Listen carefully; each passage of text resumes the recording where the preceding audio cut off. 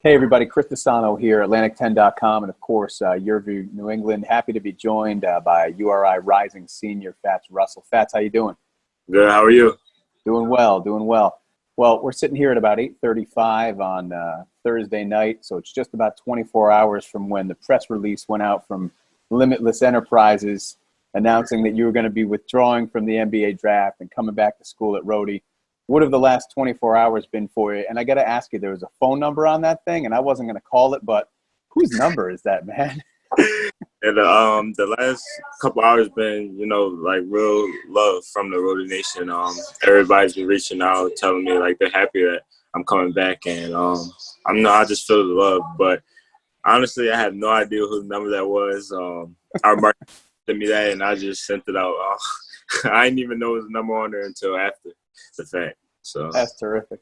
Well, I mean, we know you had an unbelievable year last year, 18.8 points per game, about 3.5 rebounds, almost 5 assists, almost 3 steals per game, among the nation's leaders. And, you do so much on both sides of the ball. When you get to the end of what is your junior year, and it's obviously suspended by the whole public health situation, take fans back a little bit. What went into your decision to declare for the NBA draft in the first place? Oh yeah. Well, after the season, I sat down with my family and just talked about it. Like, it couldn't hurt me to just put my name out there and see, get workouts and stuff like that. But unfortunately, with this Corona situation, like, it kind of like delayed and stopped everything. So that went in my decision of coming back a little earlier than everybody else, because everything has been like standing still and hasn't really been any workouts and stuff like that. So it was just having my name in there, and I just felt like it was time to take it out. Yep.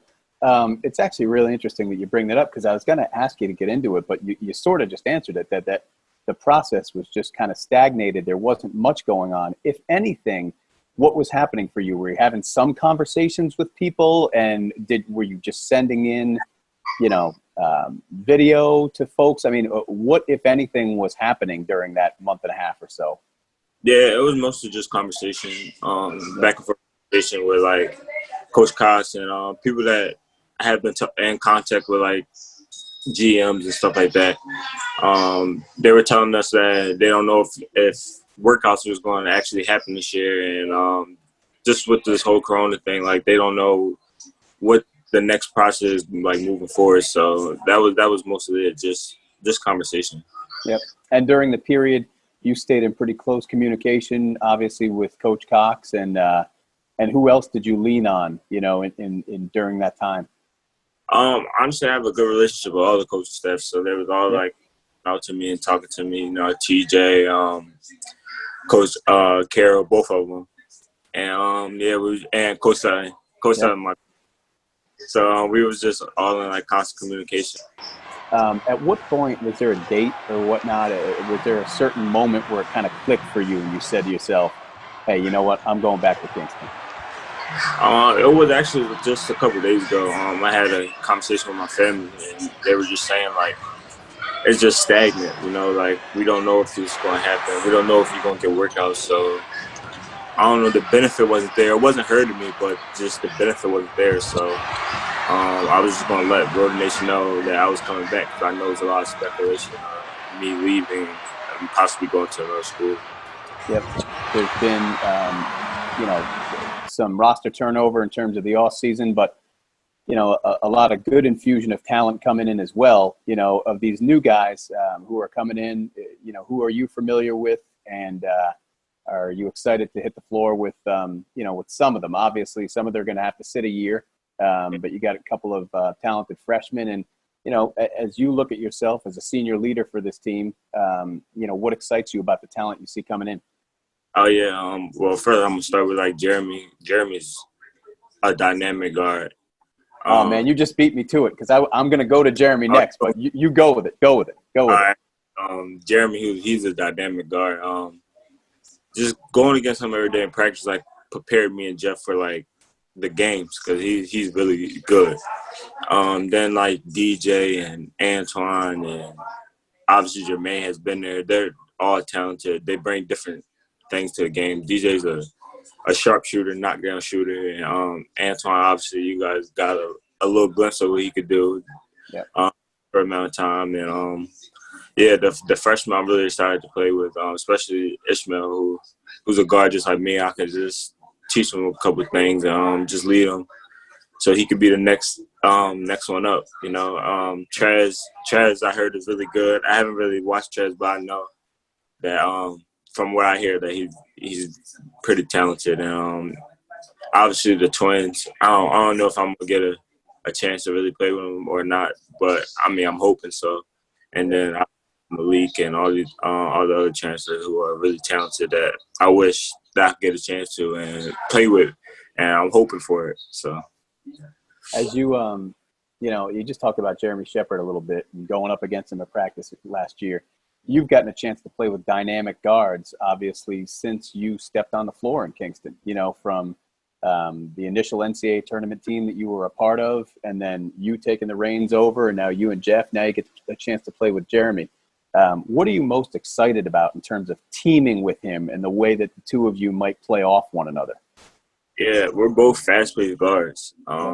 Yeah, and we both can really shoot it. So it's going to be tough guarding us, you know, because you can't really – this is going to be hard to stop because we're both super fast, super quick with the ball, and both can have vision. And it's just it's going to be really fun, you know.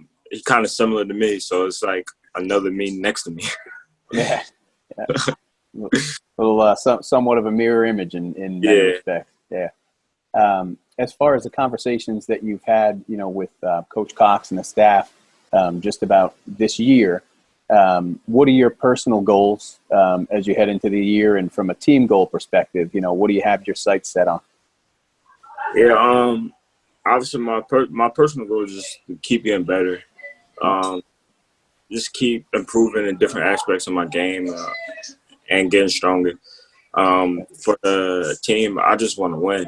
Like, I came back to Rhode Island just wanting to win, and I'm gonna do everything I can every night to get a W. So that's the focus right now. And just to get out there, compete, not count you guys out, because you've been in situations in previous years where you might have been doubted. So I'm sure that's a little bit of a motivation, you know, for you all, that heading into this Atlantic 10 season, it's not like preseason wise you're going to be ranked at the top, but that should be a great motivator for everybody, correct? Yeah, definitely. It should put a chip on our shoulders. Yep. I mean, we're going to talk much more throughout the season, obviously, but in terms of right now, what have you had the chance and what have you been working on in terms of individual skill development? Obviously getting stronger. I feel like that's a part of my game that has to keep growing.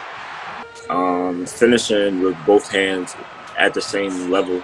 So like finishing with my left hand as good as I finish with my right hand. Just tightening up everything. You know, you can never be too good at one thing. So I'm just trying to stay sharp and just stay at it. Let's go with just a couple more. The first would be, when are you planning on getting back to campus? As soon as possible, but what does that look like for you?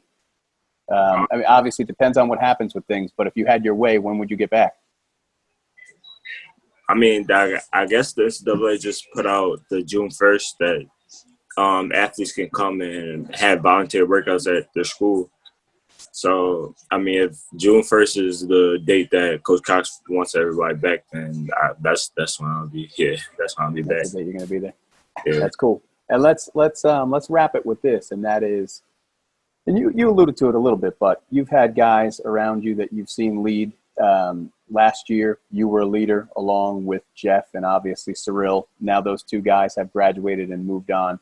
As you truly move into that premier leadership role, you know, what is on your mind in terms of trying to mentor these guys and get the most out of them? How do you go about that? How do you drive that fire within them? Yeah, first I would say just trying to get everybody together and connected as one. That's the first and most important part. Without that, we really can't do anything. And then every day in practice, just set the tone. You know, they're gonna follow me. So every day in practice, I have to come out and just set the tone with my voice and my energy.